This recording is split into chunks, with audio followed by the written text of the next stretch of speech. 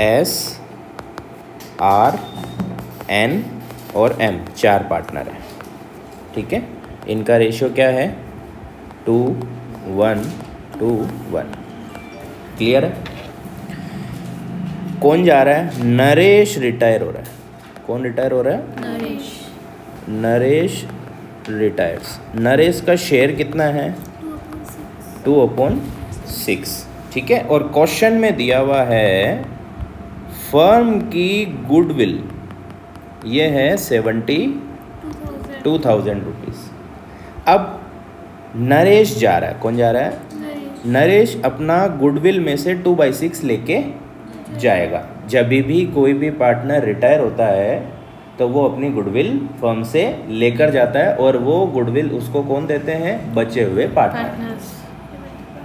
समझ में आया? और कैसे देते हैं? जिस रेशियो में वो गेन करते हैं उसी रेशियो में गुडविल देते हैं। समझ में आया? तो नरेश अपना 2/6 शेयर फर्म के अंदर छोड़ के जाएगा। अब ये 2/6 लेगा कौन? वो तुम्हें क्वेश्चन में दिया हुआ रहेगा। समझ में आया? और अगर क्वेश्चन में तुम्हें ऐसा नहीं दिया है कि इतना एस ले लेता है, इतना आर ले लेता है या इतना एम ले लेता है, ऐसा क्वेश्चन में नहीं दिया है, तो आपको न्यू रेशियो निकालने का कुछ हिंट दिया हुआ रहेगा क्वेश्चन में, ताकि आप क्या कर सको? न्यू में से ओल्ड माइनस करके गेनिंग रेशियो निकाल सको। समझ में आया? तो सबसे पहले तो हम क्या करेंगे? नरेश की गुडविल निकालेंगे। नरेश की गुडविल कि नरेश कितने रुपए लेके जाएगा। तो 72,000 का 2/6, 24,000 रुपये, ये 3, 24,000 रुपये नरेश के कैपिटल में आपको जमा करने हैं।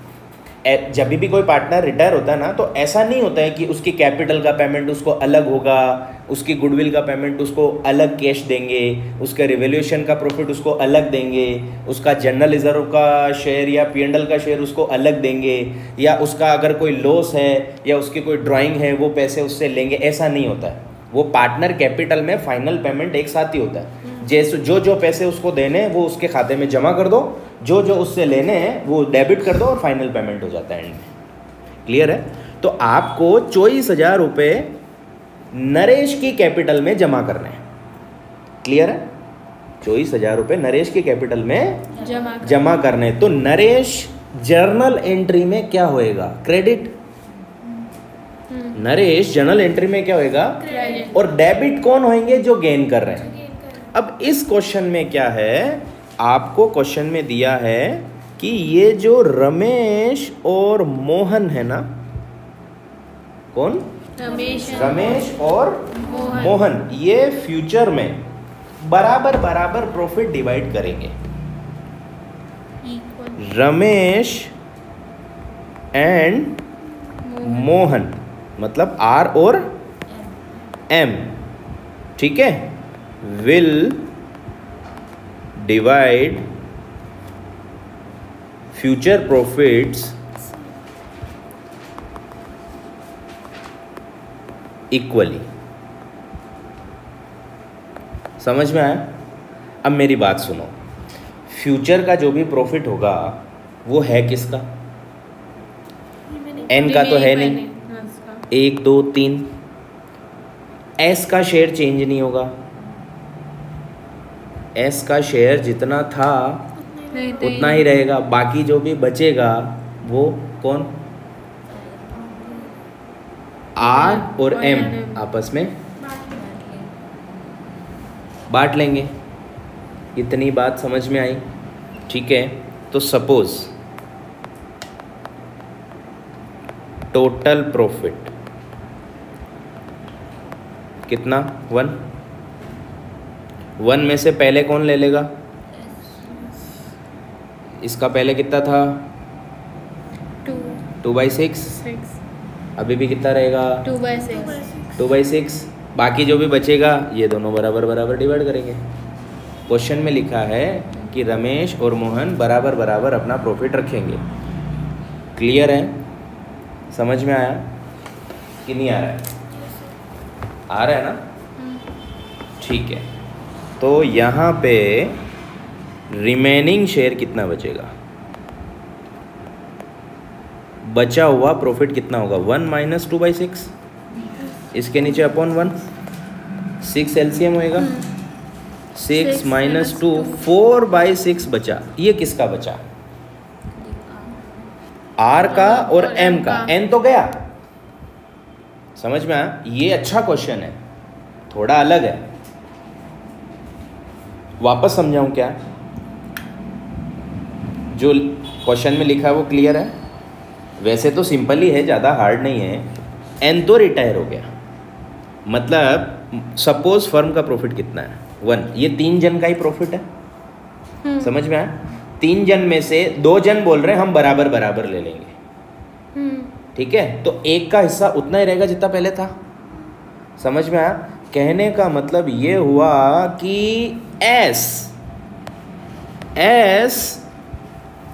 एन को, नरेश को 1 रुपया भी नहीं देगा, क्योंकि न वो फायदा ले रहा है न वो घाटा खा रहा है।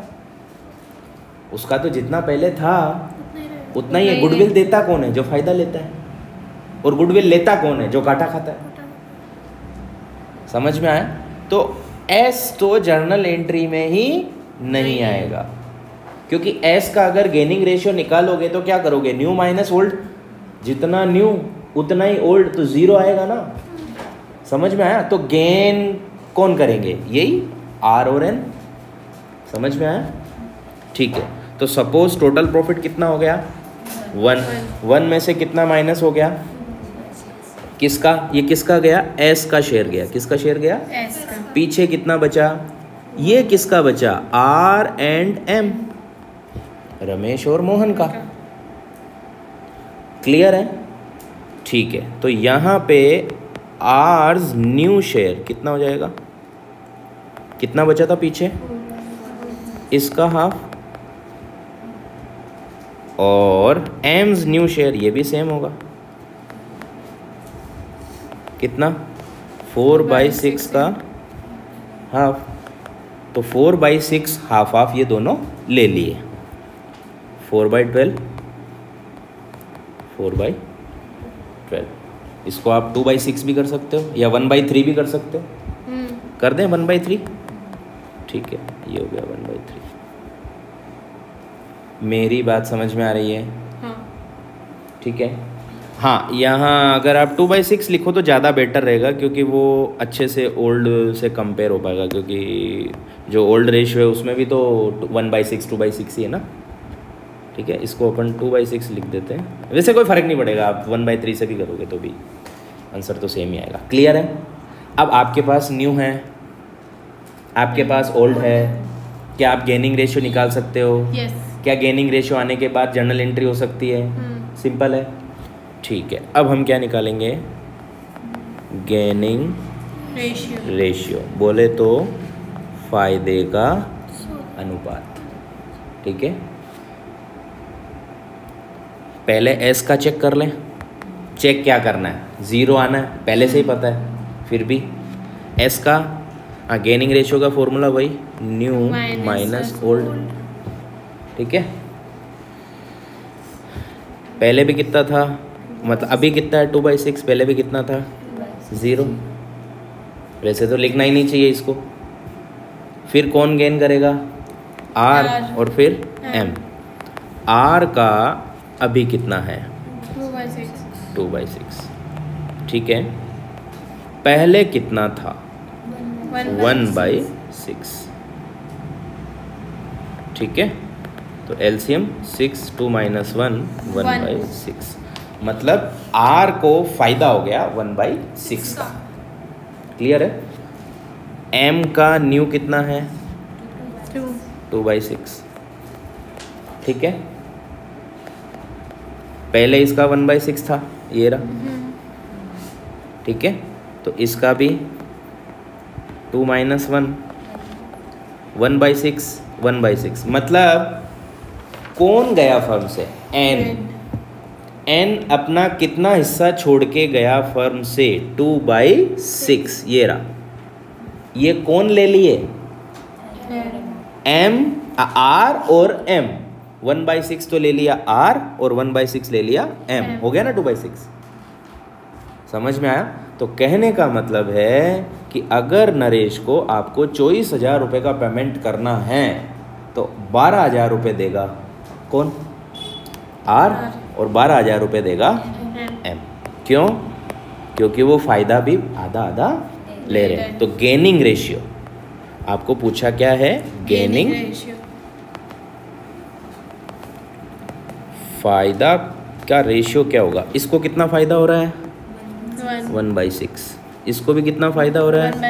1/6। 1:1 आएगा कि नहीं आएगा? 1:1 का मतलब है आपको गुडविल को बराबर बराबर डिवाइड करना पड़ेगा। लेगा कौन? जो जा रहा है। देंगे कौन? रमेश। समझ में आया? तो यहाँ हम क्या जर्नल एंट्री करेंगे? Ramesh capital account DR, Mohan's capital account DR to Naresh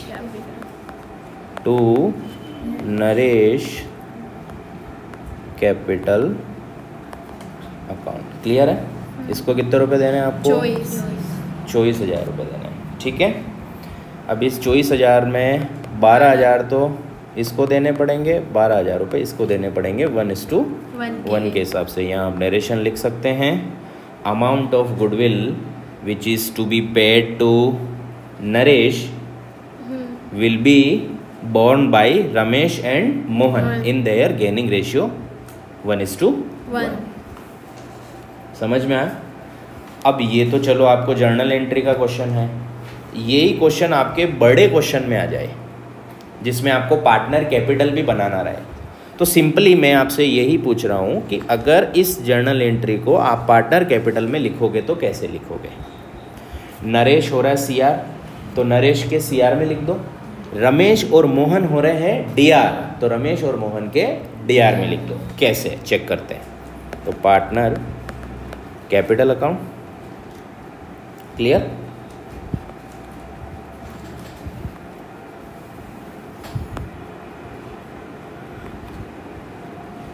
कितने पार्टनर है? 4।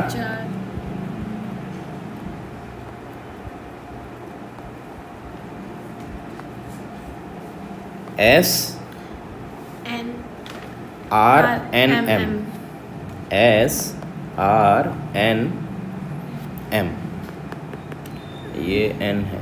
ठीक है। SRN और M। ठीक है। S में तो कुछ ही नहीं आना, इसका तो कोई रोल ही नहीं है। ये तो जर्नल एंट्री में ही नहीं है। क्यों नहीं है? क्योंकि इसने कुछ गेन नहीं किया ना सैक्रिफाइस किया। समझ में आया? S को तो कोई लेना ना कोई देना। ठीक है। देगा कौन? रमेश और मोहन। तो अमाउंट कहाँ लिखनी है? एक तो यहाँ पे और एक यहाँ पर। अरे सॉरी,